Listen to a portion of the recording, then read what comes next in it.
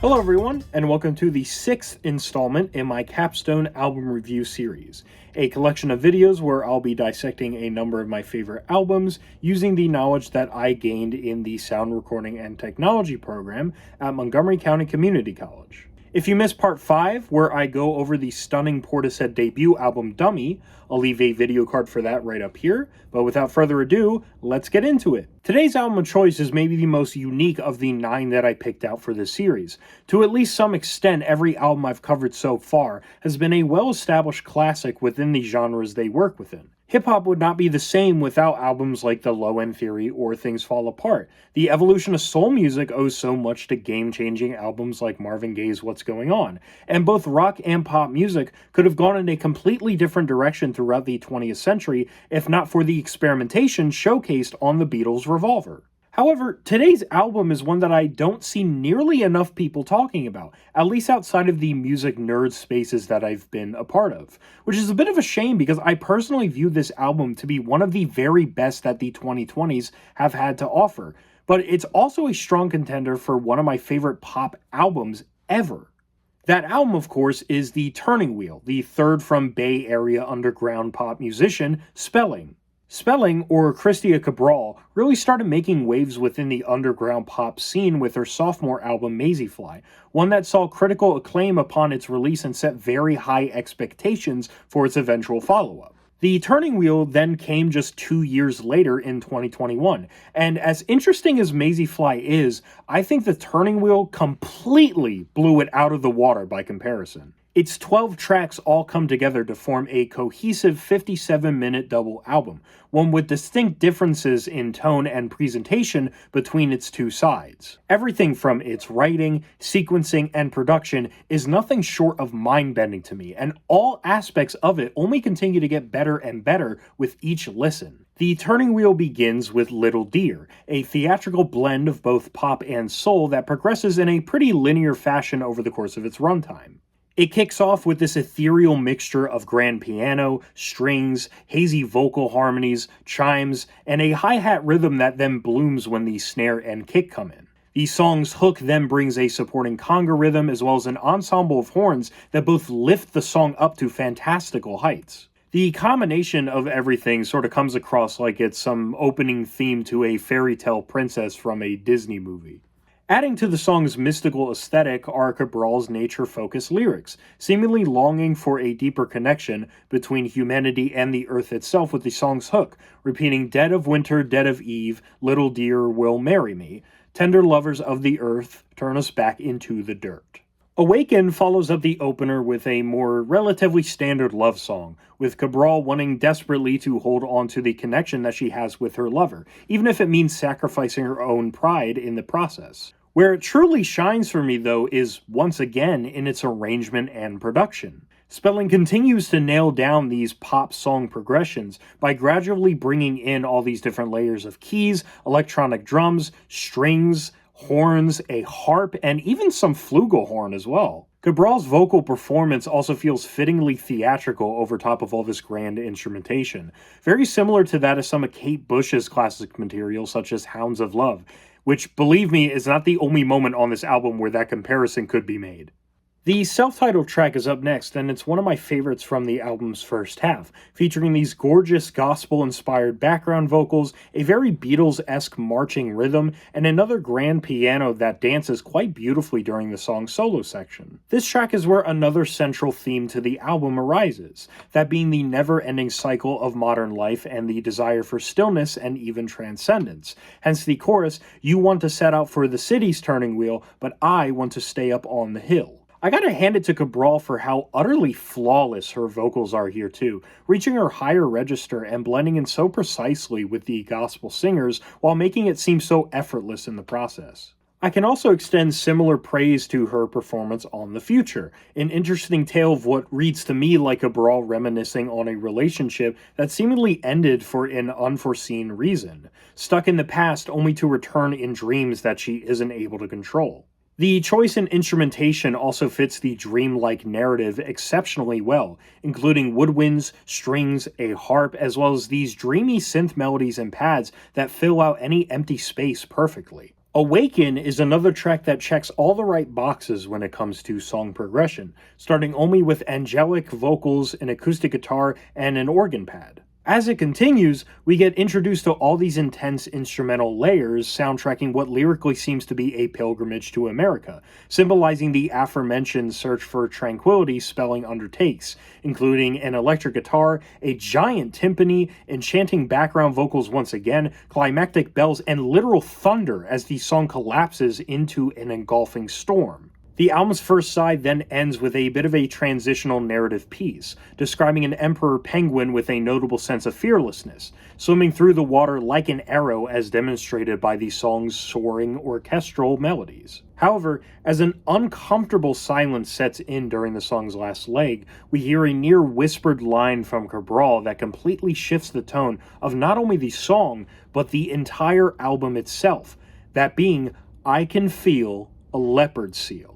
The stage is now set for Disc 2, and it genuinely makes one of the most legendary entrances I've heard in my entire life, that being with the 7.5-minute progressive pop masterpiece that is Boys at School.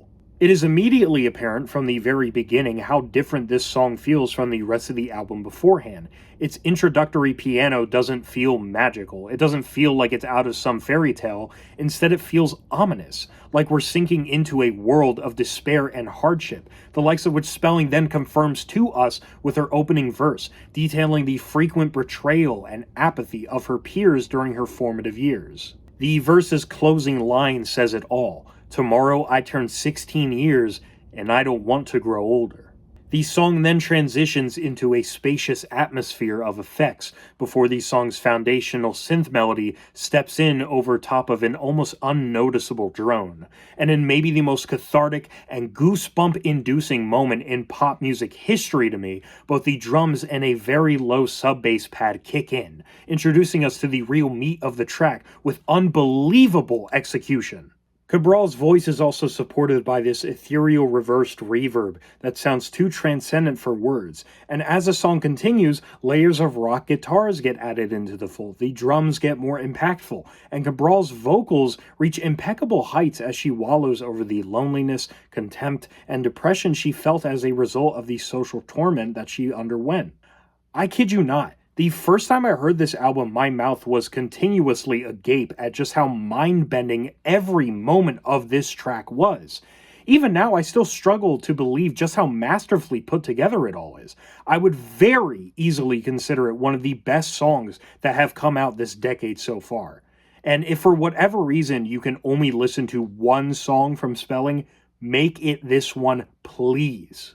Fortunately, for both me and you, the amazement is far from over, as this album's second half is chock full of some of the most life-changing music I have ever stumbled upon. Case in point, Legacy, a unique point in the tracklist where Spelling seemingly takes on Latin music as a point of reference and pulls it off like she's been professionally writing music in this style for 40 years at minimum. The acoustic guitar section is nice and lush. I love the lyrical focus on bringing forth one's own creative ideas to life and living out the legacy that Cabral had always dreamed of. And the second half of the track, with its linear progression built on a repetitive filtered synth melody and baritone saxophone accompaniment performed by Giulio Xavier Cetto, is just beyond words, especially when all the hazy background vocals and fluttered strings become clearer by the tail end of it all. Queen of Wands, as if we weren't already convinced of Spelling's talents by this point, is yet another track that stunned me on first listen,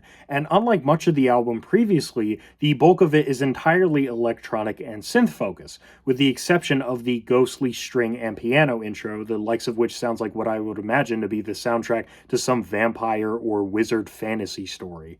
The bulk of the track shows some clear inspiration from 80s synthpop, constantly building on itself with more and more atmospheric details and arpeggiated synth melodies until, like with Awaken earlier in the record, it collapses into this insane Oberheim-like synth growl that gets so wide and so deep that it almost becomes percussive.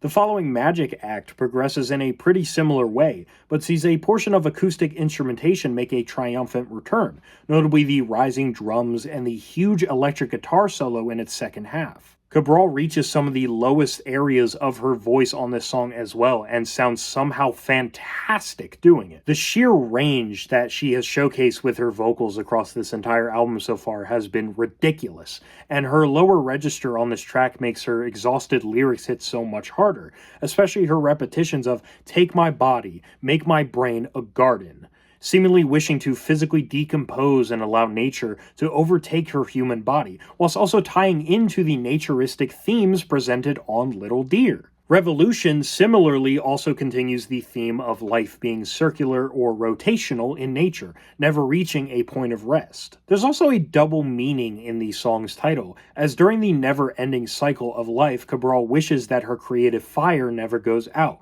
feeling that her mind is in a continuous state of revolution to keep itself feeling fired up. The song also features this jazzy, repetitive breakdown over the course of its last few minutes, the likes of which includes energetic drums, a central piano melody followed up by some free-form playing as it progresses, a quiet pad of strings, as well as some suspenseful brass hits for added impact. It's such a grandiose way to lead into the decidedly calmer closing track, Sweet Talk. The orchestral instrumentation and synthesizers take a bit of a backseat here, allowing for Cabral to take center stage as she sings in expectedly stunning fashion about how the connection between all the album's major themes and the answer to the many conundrums she faces regarding the lack of stillness life offers is, quite simply, music. Music is, to many, a transcendental connection to that of which is beyond physical, beyond our lives on Earth, and to many, music can be seen as a way to put the processes of nature into new contexts. Above all, music is the driving factor behind the fire that Cabral desires to hold on to throughout her years on the previous track. Everything that's been introduced previously is masterfully brought to a natural conclusion right here on Sweet Talk. And while it isn't necessarily going out with a bang on all fronts, I think it still acts as a perfect finish for an already spotless record. The connectivity of its many themes, the sheer level of production and clever writing that went into it, and the consistently enchanting vocal performances from Spelling are just some of the many reasons why I am still in disbelief as to how The Turning Wheel, and Spelling generally, isn't garnering more attention in the wider music world. I personally believe she's a one-of-a-kind artist in our generation, and while her sound does showcase some obvious influence from game-changing artists, what she is able to create with that influence, as well as her knack for conceptual writing, is what truly makes her shine in today's pop landscape. I can still see this album feeling inventive decades down the line, which isn't a compliment I can give to just any great album. Whether it be on The Turning Wheel or on her latest record, Portrait of My Heart, Spelling has repeatedly shown her seemingly limitless creativity and shows no signs of stopping anytime soon, as she's been on a run of new singles revamping a few of the more notable songs off of her last album with new instrumentation and collaborations with similarly important artists in the underground pop field. It's for all these reasons and more that I consider The Turning Wheel to be a modern classic. But let me know what you all think of it down in the comments below. Next video is another very special one, as I finally get the privilege to talk about what is likely my favorite album of all time.